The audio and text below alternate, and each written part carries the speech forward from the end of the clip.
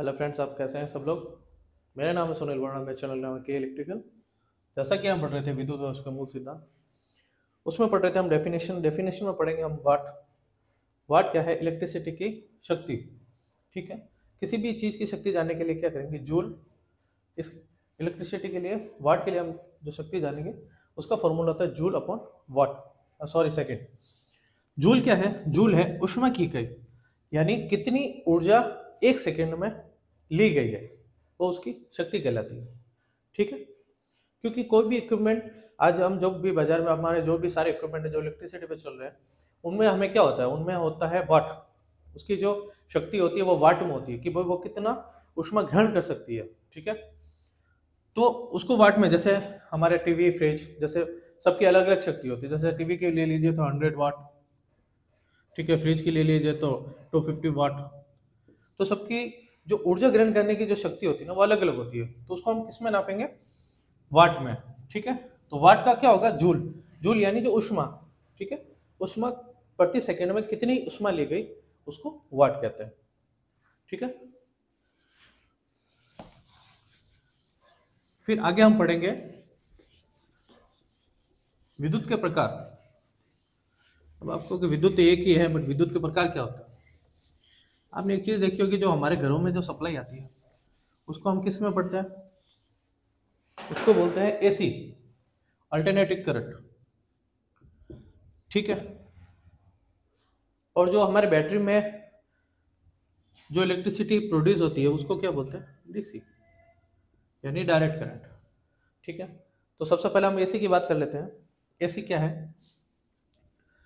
आगे डेफिनेशन लिखेंगे आप, तो उसमें क्या लिखेंगे? इसमें मैं एक ग्राफ बता देता हूँ आपको। ये इसका ग्राफ है एसी का।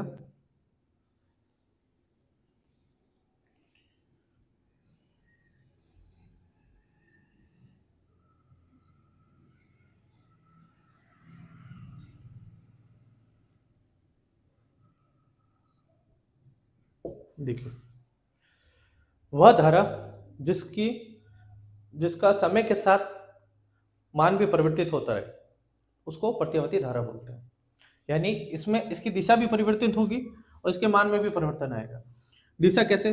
दिशा यानी ये, जैसे मान लीजिए ये वाली दिशा, ये दिशा परिवर्तित हो रही है। इसकी जो थीटा कोण बन रहा है ना, वो परिवर्तित हो रहा है।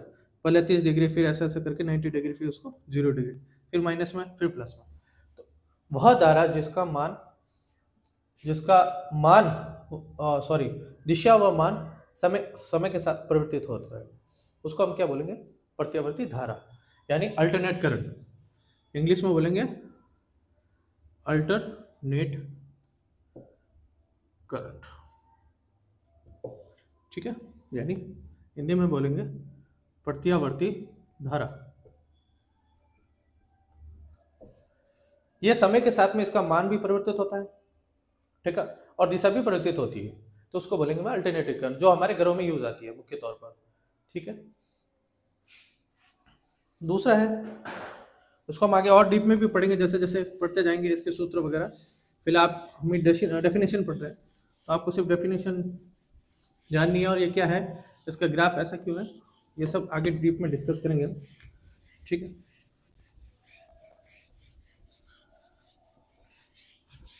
फिर हम पढ़ेंगे डीसी।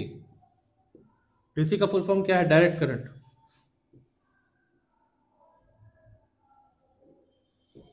डायरेक्ट करंट जिसे हम बोलते हैं दिष्ट धारा।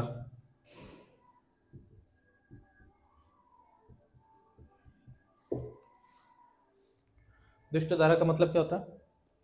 जो, जैसे कि मैं अभी उसका ग्राफ बना, तो इस ग्राफ में क्या होता है, ये किस समय के साथ में परिवर्तित नहीं होती, ये एक ही दिशा में बहती है। ठीक है।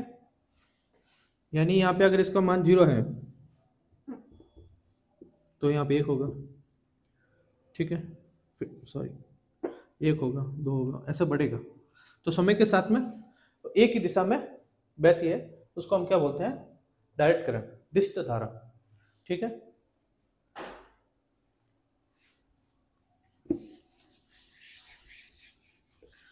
उसके बाद आगे हम पढ़ेंगे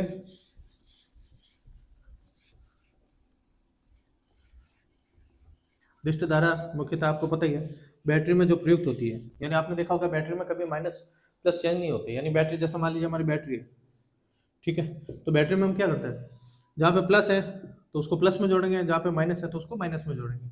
ऐसा नहीं है कि प्लस चेंज हो जाए या माइनस चेंज हो जाए, वैसा चेंज नहीं होता। बट एसी में क्या होता है आपको पता है, जैसा हमारा ये सर्किट है, ठीक है, जैसे ये लाइन है, ये न्यूट्रल है, ये अर्थ है, तो हम क्या करते हैं कि जब भी पिन डालते हैं ना, जब भी में सप्लाई लेनी होती है तो हम लाइन में भी डाल सकते हैं, न्यूट्रल में भी डाल सकते हैं, या उसको चेंज भी कर सकते हैं। तो इसमें ऐसा नहीं होता, इसमें चेंज नहीं होता, ठीक है।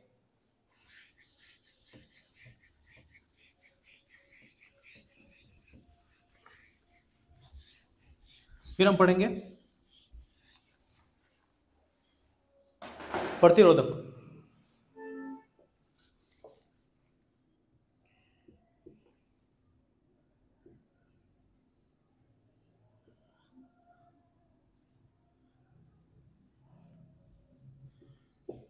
जैसा कि हमने पहले पढ़ा था प्रतिरोध, जिसकी हमने मात्रक लिया था ओम। अब हम पढ़ रहे हैं प्रतिरोध, प्रतिरोधक। प्रतिरोधक क्या होता है, जैसा कि मान लीजिए हमारे पास में एक बल्ब है, क्या है, बल्ब है,